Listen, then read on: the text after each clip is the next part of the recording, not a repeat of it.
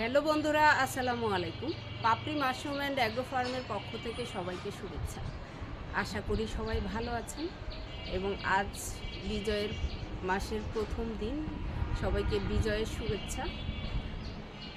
নতুন উদ্যোক্তাদের মাঝে অনেকেই আছেন প্যাকেট ঠিক মতো কাটতে পারেননি, দেখিয়ে দেওয়ার পরেও কাটাটা অনেক বড় করেছেন।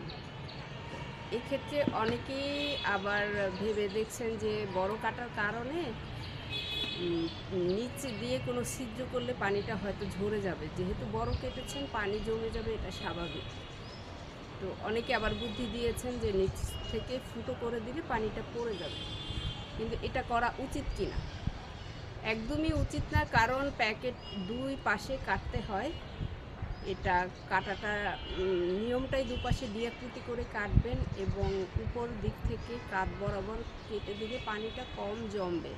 এবং পানি দেওয়ারও টেকনিক আছে, আপনি পানিটা 1 ফিট দূরত্ব দিবেন, তাহলে প্যাকেটে গায়ে জমবে না। কিন্তু আপনি যদি ভুল কাটেন সেক্ষেত্রে তো আসলে দোষটা আপনার নিজেরই, সেক্ষেত্রে কিছুই করার থাকে না। আপনি অনেক বড় করে কেটে ফেলেছেন। নিয়ম মূলত যতবার হারভেস্ট করবেন ততবারই আপনি আসলে সাইড কেটে দিবেন, তাহলে আপনার গ্রোথ ভালো আসবে এবং তাড়াতাড়ি ফলন পাবেন। যখন একবার হারভেস্ট করার পরে অবশিষ্ট কিছু থেকে তারপরে ফলন আসবে, অনেক সময়ের ব্যাপার।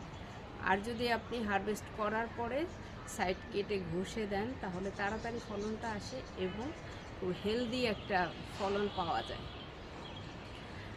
আর নিচে ছিদ্র একদমই করা যাবে না, কারণ এটা সঠিক নিয়ম নয়। ভুলভাল করে আসলে আপনারা বিপদে পড়ছেন এবং অনেকে অনেক ধরনের কথা বলবে, সঠিকটা জেনে আসলে বলা উচিত। আশা করি ভিডিওটি দেখে উপকৃত হবেন। ভালো থাকুন, সুস্থ থাকুন এবং নিজ ঘরে ঘরে মাশরুম চাষ করে নিজের পুষ্টি চাহিদা মিটিয়ে তুলুন। ভালো থাকুন, আল্লাহ হাফেজ।